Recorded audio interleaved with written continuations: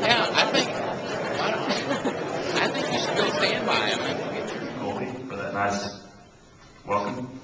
If that was you. When I first met our next honoree, Harry Statham, in October 1985, he already enjoyed quite a career as the McHenry men's basketball coach, amassing a 373 and 174 record in 19 years at the school, located in the quiet community of Lebanon, Illinois, about 25 miles from St. Louis. Since then, the wins have kept on coming for Statham, now in his 44th season. The Bearcats' 79-49 victory over East-West University on November 13th was the 1,000th of Statham's legendary career. That's more than Bob Knight, more than Adolph Rupp, Dean Smith, and any other men's basketball coach at a four-year school. Only Tennessee women's basketball coach Pat Summitt has more victories than Statham among coaches at four-year institutions. Just how many wins is 1,000? Well, a coach could work 50 years on the sidelines, 6 more years than Harry has worked, and that person would have to average 20 wins per season to reach 1,000. But in this season, Statham had averaged 23, and his team is clicking along at 15-5 this year, pushing his career record to 1,010 and 386, a 723 winning percentage.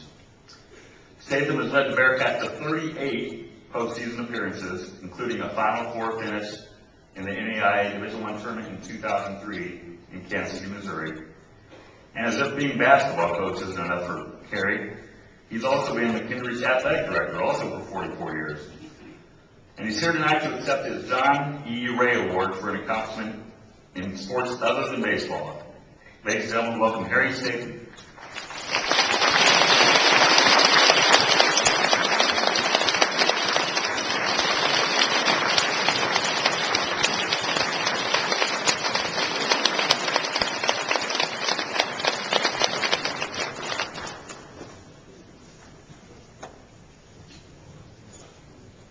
Thank you, Dave. Good evening, everyone. I'd first like to thank Dave Wilhelm and Joe Ostermeyer from the Bellevue Democrat for nominating me, and of course the writers for selecting me. We have about a large number of McHenry fans here tonight, 3 or 4 tables out there, and I want to say to them, thanks for the job you do at McHenry and what you do for our program, and I'm glad you're here as well tonight. This award represents a lot of hard work and a lot of people. And the people, of course, are my players. From the very beginning, we worked very, very hard to get good players, good, solid people, high-character people, with strong academics that can graduate, go on and get jobs, and pay back the community and society.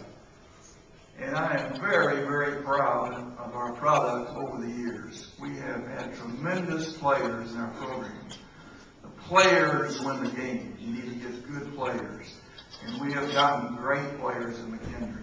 We have some tonight in the crowd. Several of them are out there, and I'm really proud of that.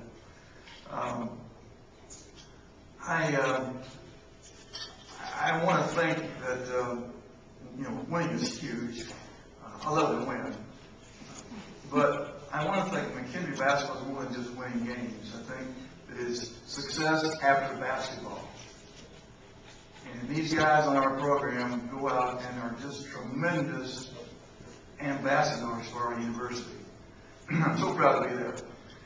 I've had some success over the years, and a great part of that is because of my wife. She's here tonight as well. And we talk about things from time to time, and I always ask for her opinion. And about many years ago, I was starting to speak a little bit, and she said, cut out the jokes and keep it short, which is good advice. And sometimes she advises me not to ask for it, but it's always good. And so for everyone who's been a part of our program, all of our players and coaches and wonderful fans, thank you so much for all you've done for me. And it's a great night for sports in general and the great Cardinals here. As a kid, I used to listen to Harry Carey on the radio back in 1947, before television. And as a 10-year-old kid, I didn't even know what a baseball was or a basketball. But a good friend of mine introduced me, and we used to listen at night in the yard. Harry Carey, colorful, enthusiastic, descriptive. And although I had never seen a baseball game or a player, in my mind I could see it and got excited about it and began to play sports. And so I think because of Cardinal baseball, I got hooked. It's why I'm in the game today, even though it's basketball.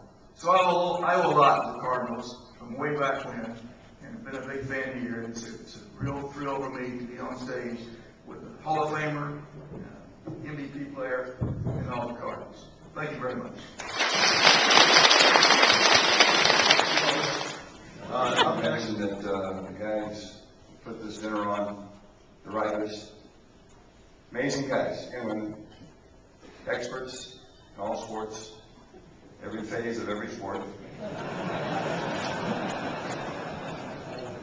Mostly managers and coaches.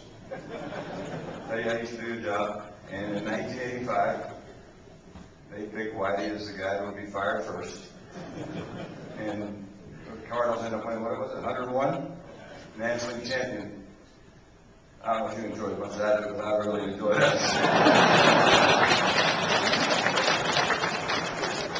I'll tell you what I did enjoy, though. I thought that I didn't have a very good career. And then they're reading Whitey's stats. And that's not a good career. Don't ever check the baseball digest to see how you would describe my career. Because to me, Whitey was a really good player. I'll tell you something else he was. I started managing in '79, and the American League, especially the American League West, the way you learned about what it took to win was to watch the Kansas City Royals with Whitey as a manager. And then moved to St. Louis and had the opportunity down there in spring training. There was this banquet, and a couple of times I sat next to him, and Whitey would always share if you asked him a question. And to this day, the Cardinals use the bunt defense with a runner on first and second that Whitey taught me way back in the 80s, and we still use it. That's how good it was. So, well deserved.